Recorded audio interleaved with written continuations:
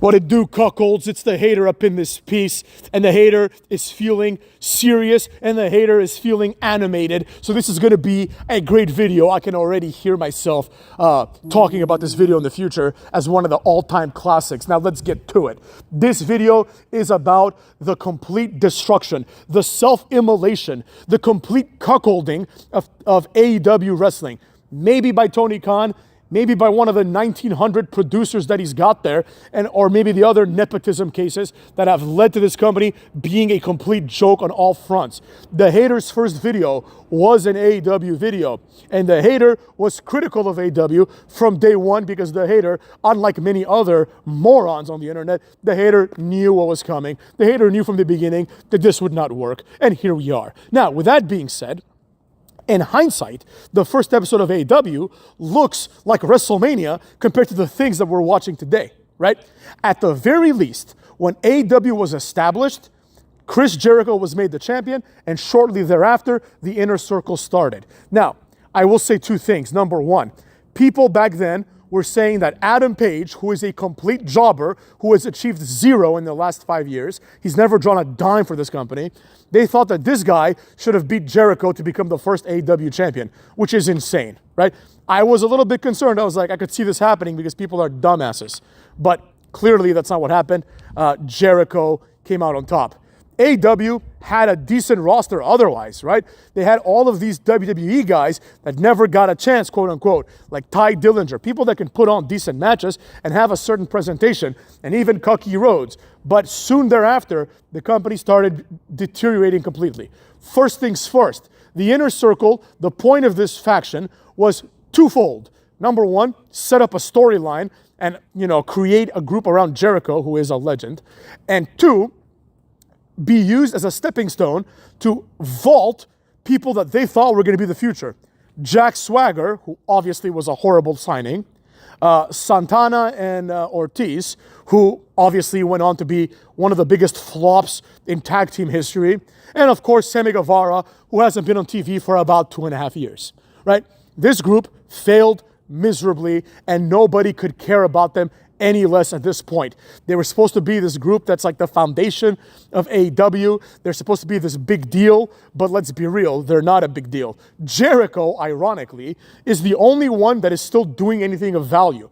And this is because the cream rises to the top, right? The other people can go and petition and say, I want to do this, I want to do that. But do you think Jack Swagger is going to Tony Khan's office and saying, I want to do this, I want to do that? No, Jack Swagger is content with getting paid to do absolutely nothing. That's the impression that I get, at least, But anyways, that's the beginning of AEW. Then we cannot talk about the history of AEW and the complete disaster that it has become without mentioning the cuckster himself, Cody Rhodes, right? Let's be real. Here's how this went down, right? Cody Rhodes created a company for himself so that he could use this company to attempt to launch into the mainstream. Right? That's why we had the show Roads to the Top. This show was a complete disaster. Nobody gave a flying fuck. Then they had that talent show hosted by Brett Kirshner, whatever his name is, Bart Kirshner. I don't even know his name fully, right? The show was a disaster, but it did have Snoop Dogg, who is now on The Voice. So shout out to Snoop Dogg. He's someone that actually has found incredible success beyond his rap career. And, I can't really hate on Snoop Dogg. I mean, as Snoop Dogg said in his own words, I'm the only rapper your grandma likes. So there you have it. Now, I almost said Cody. Cody Rhodes, his attempt to become a mainstream person didn't work because he's a jobber. Now, Cody Rhodes, nevertheless, is not a dumb man. And he used the platform of AEW that he gave to himself at the expense of Tony Khan to vault himself into the WWE. In one of the greatest charlatanisms of all time, Cody Rhodes was able to somehow make himself a main eventer in WWE and have a situation where he gets paid millions of dollars to show up in a brown suit with blonde hair and a shitty neck tattoo and cut the same promo for 3 years. I have to respect it. The same way that Kim Kardashian became a billionaire starting out with a sex tape with Ray J, I have to respect it. A lot of women have had sex tapes with celebrities, and none of them, except for Kim Kardashian, have become Kim Kardashian. Same respect I extend to the cuckster himself. He did it. You know what I mean? He achieved his goal, well, his secondary goal, because I think he wanted to bring to the mainstream. But then people looked at him and said, this guy can never be mainstream because we don't understand what the fuck he's saying with his lisp, and he's got blonde hair and a neck tattoo. But anyways, let's move forward, right? After the whole Cody Rhodes debacle, the show being about Cody Rhodes, the smarter AEW fans, because they are smarter than the WWE fans, right? The WWE fans, at this point at least, are like the dumbest fans of all time, right? They really believe that this is like a good period of wrestling. AEW fans at least realized that Cody Rhodes sucks in the end, so they started booing his ass. So he leaves. Him and Tony Khan, surprise, surprise, don't agree on a contract because Cody Rhodes probably wanted double what Vince was willing to pay him. And Tony Khan said, dude, you ain't that big of a deal. So they let him go. Now he's in WrestleMania. Anyways, right? After this, we get to the dark age of AEW. And I want to say it and make it clear. I'm not saying that but for Cody Rhodes leaving, or but for anything else that I mentioned, we would still be doing well with AEW getting 1.4 million, et cetera, et cetera. That is never going to happen again. You know, the reality is this. After these things happened is the time when AEW started losing guys. And Triple H, who in my opinion is more similar to Tony Khan than he is to Vince McMahon, started playing GM mode. Oh, I'm going to sign this guy. Right? He started signing AEW guys. Some of them were predictable. Obviously, everyone knew that at some point, the Cuckster was going to end up there. We all know that at some point, MJF is going to end up there. We all know that Jade Cargill is going to end up there. And like I predicted many months ago, years ago at this point, Brian Pillman Jr., right? The 4 or 5 people that stuck out in AEW that weren't former WWE guys were signed by Triple H. They were poached. In other words, Triple H took the only viable stars that could have been created by AEW. And believe you me, if Wardlow gets a push, and if Powerhouse Hobbs gets a push, Triple H will come knocking. Because Triple H is playing GM mode. He doesn't want AEW to create stars unless they're former WWE stars, which can then, at the back of the mind of every fan, be reconciled as WWE failures. That's what it is. Call it what you want. Swerve Strickland is a WWE failure. He couldn't even make it to the main roster. I think he has like one match on the main roster with Hit Row. If he were still in WWE, he'd be in NXT tag teaming with Ashanti the Adonis. You know what I'm saying? That's what he would be doing. And everybody else that was signed by AEW, including Moxley and everybody else, like Pac, all these other guys, have done fuck all, right? Moxley's the only one that's done something, right? Then CM Punk came and Triple H took that too, right? Now, when AEW seemed to be doing decently, right, at its height, if you will, which was like the debut of CM Punk, right, they signed Christian, right? Eventually they signed Edge. So they signed some guys that can actually maybe move the needle if booked correctly. Because they're just good. Not because Christian and Edge are massive stars. Nobody knows who they are. But they can move the needle because they're entertaining. But nevertheless, this began the dark days of AEW, where every decision that was made was the incorrect one. First of all, the Young Bucks being on TV. They're played out. It's over. Nobody gives a shit about the Young Bucks anymore. And I might argue that nobody ever gave a shit about them. This is one of the first gaslightings in wrestling history. This notion that the American announcers, or the English-speaking announcers, I should say, in these Japanese shows would always put forward this idea that the Young Bucks are the best tag team in the world, while the Young Bucks are getting their asses beat by Kyle O'Reilly and Bobby Fish and like 2 random Japanese guys that no one ever thought of. One of them being Yoshihashi, whose gimmick is that he's Sun Wukong, basically, because he comes out with that shitty little haircut, and I think he used to come out with a staff. You know what I mean? This is just like a laughable nonsense at this point, right? And while the Young Bucks were the junior heavyweight tag team champions, right? And even those titles, they didn't have them all the time. They would drop them all the time to random-ass Japanese guys. Even then, they were the best tag team in wrestling for some reason. People bought into this, even though it wasn't true. Now, they are a talented tag team. There's no doubt about it. They're good wrestlers in terms of the fact that they can actually do the stuff in the ring. But that's where their limit is, right? They can be brash, cocky douchebags, and that's it. Everything else is outside of their wheelhouse, right? That's the first mistake.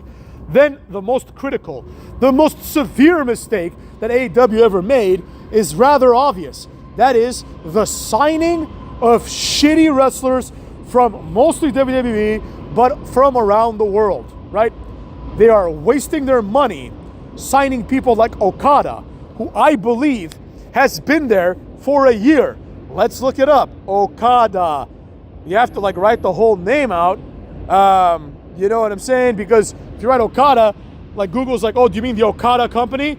And then you have to write Kazuchika Okada, and then Google is like, who the fuck is that, right?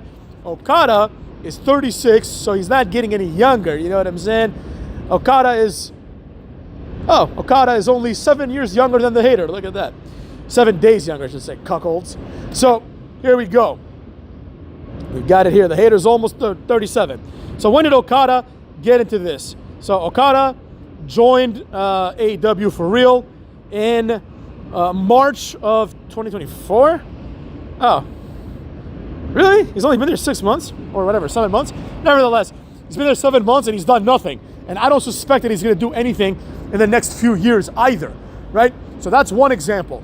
Another example is Mercedes Moné, who has never drawn a dime in her career. She's now doing the same thing, drawing 0 dimes up in AEW. Then we've got, the list literally is endless. You've got people like Miro. This guy has never drawn a dime, except for maybe when he was Rusev for like a few weeks in the beginning. You got Swerve Strickland. We talk about him all the time. Never drew a dime. He'd be in NXT, like I said. Then we've got other more flagrant jobbers. Some of them presented as big signings, right? Remember when Malachi Black debuted? And Excalibur was like, oh my God, is that Malachi Black? And I was like, no, that's Aleister Black, but sure, let's call him Malachi from now on and see if this leads to anything. Predictably, it led to fuck all. He's like a one-time trios champion. Like, who gives a shit? You know what I'm saying? This guy would have been better off never being signed. They're probably paying him a lot of money to do fucking nothing. You know what I'm saying? Now, there's a few that did do well, like Jon Moxley, he's at least consistent, right? But Miro, Pac, all these guys that don't do anything, right? They don't do anything. They don't contribute anything. Claudio Castagnoli, remember when he was signed? People were like, remember that shit, motherfucks? When people were like, oh, now Claudio's going to get booked right. And everyone was correct about that. He's getting booked right. He is a jobber, and he's being booked as a jobber, right? That's what's happening. You see what I'm saying? Cuckolds. FTR had a little bit of success, but they're boring. Nobody cares about FTR. They are boring as shit. They've never had any kind of moment in their entire careers where people are like, I'm going to remember that. Maybe, like some of those matches with American Alpha, right? But that was all Chad Gable and Jason Jordan, if we're being honest, because those guys are like real athletes. But anyways, neither here nor there. By far, there are two. There are two people, in my personal opinion, that are the biggest waste of money, and the fact that they did this in AEW is inexcusable. There are two. Number one, of course, assuming she's getting paid a lot of money, is Saraya, also known as Paige. Paige was a shit wrestler from WWE that nobody cared about. Nobody ever gave a shit about Paige, right? Now, I know people want to retcon it as if she's like this big deal, right? The only thing I remember from her is that she was a judge on like NXT or whatever, like Tough Enough, that's what it was. And she told Sonya Deville was like, well, I'm like an MMA fighter, so I bring legitimacy to this, right? They were just asking her to cut a promo. And then fucking Saraya, Paige, says, you don't think I'm legit? And at that point, Sonya Deville should have gone up to her, put her in a rear naked choke and said no, as she whispers sweet nothings into her ear and makes her pass out. You know what I mean? Enough of this bullshit, right? Then this broad ends up on AEW where she's done fucking nothing. She's done absolutely nothing in AEW. Once in a while, I'll read the AEW results and I'll be like, Saraya wrestled like Stephanie Flagrante or something like that, right? It's like some nobody that nobody's ever heard of, and she lost, right? And it's like, there you go. All this money to have her lose. She was supposed to be the face of the women's division. She failed on all fronts. The other one that failed on all fronts, and this is maybe even worse, Ruby Soho. Ruby Riott, motherfucks. Ruby Riott was signed by this company and was paid, I think, $2 million, I read somewhere, to earn exactly 0 cents back for this company. Ruby Riott is like, I don't understand how this is possible. I don't understand how it's possible for fucking Ruby Riott to even have a job. This is ridiculous at this point. It's like her, Nikki Cross. These are people that should never be able to make a living doing what they do. They're not good at it at all, right?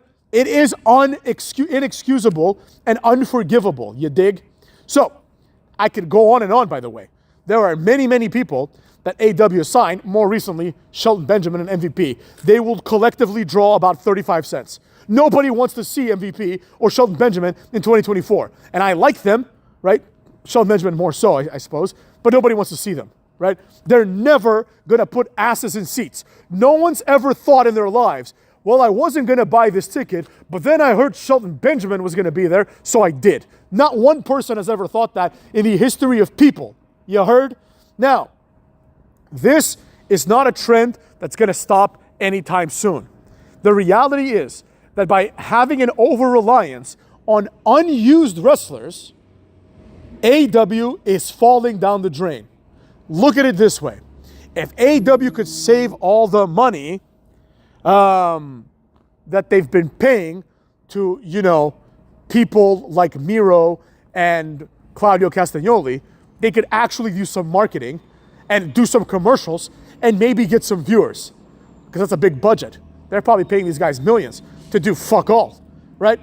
And speaking of Miro and Claudio Castagnoli, I want to hear it now, motherfucks. Everyone that thought that Vince ruined these guys, well, it seems that everywhere they go, they are jobbers. So could it be that Miro sucks ass? Could it be that? As Rusev, he was tolerable because he seemed to be excited to be there. Now, he's not even there. Now, he's not even on TV anymore, motherfucks. So now, the only wrestlers that matter are former WWE guys that are not in AEW or WWE, and maybe like Josh Alexander and Hammerstone and a few other people, a handful of people here and there. There is a complete misalignment of talent and demand in wrestling in general, right? The people that they sign are people that are not in demand normally, but they are in demand by the neckbeard audience, like Jacob Fatu. They're gaslighting all of you to think that Jacob Fatu is something interesting. Jacob Fatu is a smaller Umaga with less personality. Like, at least Umaga would come out there and he would scream and be like, ah! He'd act like a retard, right? Jacob Fatu acts like a retard, but doesn't do it right. He can't even do that right. Oh, he does a BME. Does he? So does Tiffany Stratton and everybody else. That's not an impressive move in 2024. Oh, he's a big man. He's like 230 pounds.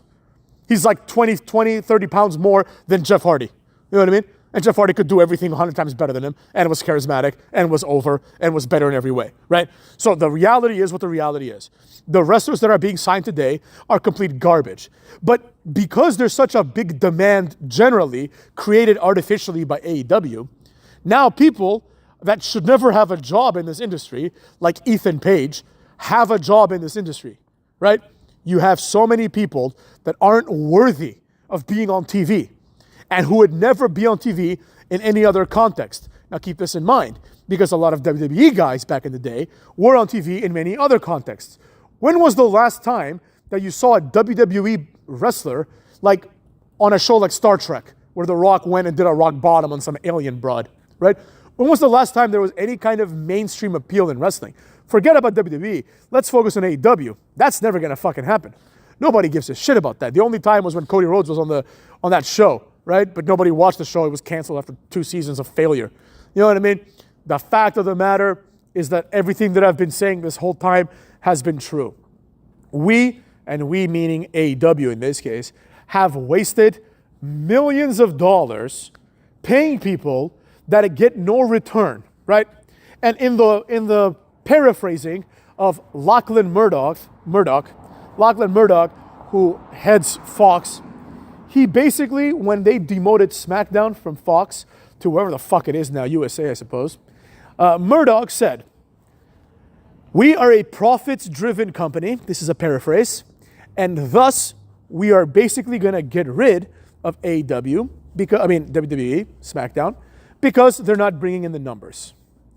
This is business 101, right? When I play FIFA 2025, and I go and I pick AC Milan, Forza Milan, motherfucks. When I pick AC Milan, I immediately go and I start releasing all the jobbers that I would release in real life. Then I start signing all these like low-key players so I can save some money, like, Takefusa Kubo, if you guys know about him.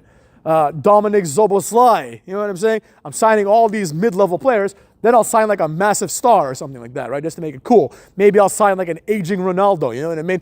But the point is, I get rid of all the chaff that it's not going to help me win the season or hopefully the Champions League in career mode. You see what I'm saying? I am motivated to do so. You understand? Tony Khan doesn't understand this. He really believes that Ruby Soho, the only problem with her is she wasn't booked correctly. Well then, book her correctly. And then he realizes, oh, wait a second, Ruby Soho sucks ass. So I'm not going to book her at all. I'm just going to let her be there and just earn a paycheck and do nothing. You know what I mean?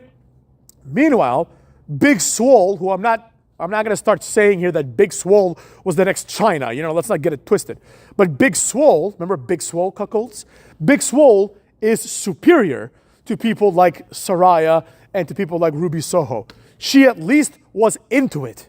These other broads just show up there and don't do anything. Tony Storm's been gone for like 9 months. Cut. You know what I'm saying? And the entire point, all of this can be attributed to the failure of AEW to run itself like a real business.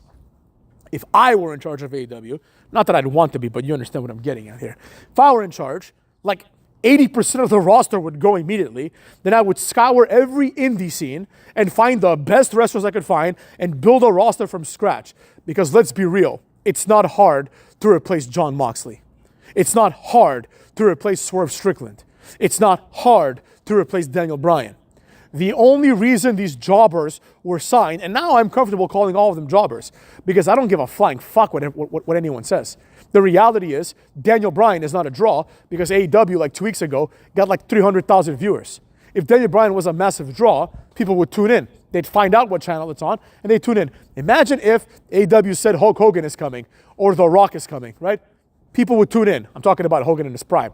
Now, people would still tune in, obviously. Hogan is still a bigger draw than everyone in AEW, in the entire AEW roster. Like, they don't have one person who's a draw, right? The only person, ironically, keeping this bullshit company alive is Jericho with his 19th reinvention. And I'm not saying that the learning tree is this great thing, but it shows. It shows that Jericho is at least trying, right? In not trying, he's trying. Then you got a character called Orange Cassidy, whose gimmick is he doesn't try. Imagine tuning in and not knowing what the fuck AEW is, and you just tune in, and I'll give you a quick story. I was watching MTV Jams one day. Remember MTV Jams, cuckolds? It was like a music channel, right, that just showed only music videos. But every like 30, 40 minutes, they'd have commercials, right? And now I'm with my father, right? And we're about to watch something else, and I'm like, Dad, before this thing starts, let's go check out some songs, right? I wanted to show my dad what contemporary music was all about. And we happened to tune in to a commercial. And in the commercial, there's this song by Jim Jones. I forgot what it's called. But the chorus goes like this. We get money like na-na-na-na-na-na, right? And when I turn the channel, I shit you not, it's just Jim Jones going na-na-na-na-na-na. And my dad's like, what the hell is this garbage? And I start laughing because I'm like, Dad, trust me, this is not representative of the music. The song actually is pretty good in my opinion. I like Jim Jones. But my dad's like, he just starts laughing at me. He's like, you need to listen to like real music, son. This shit's a complete bullshit. You know what I mean? My dad's a European. My dad's like, this is like not real music. Nobody listens to a grown man saying na na na na na na, right? So imagine me trying to convince my dad that this is legit. I gave up. I'm like, I can't do it, right? Now imagine the same context. Hater and his dad or some other person watching anything, right? And they decide to change the channel and they tune in to AEW. And let's just say they have the misfortune of tuning in when Orange Cassidy has his hands in his pockets and he's doing the little kicks, right? They're going to laugh their ass off. And if they stick around, they're going to learn that Orange Cassidy's gimmick is he doesn't try. Well, if the wrestler on TV is not trying, why the fuck should I care? Exactly, cuckolds. Exactly. You dig?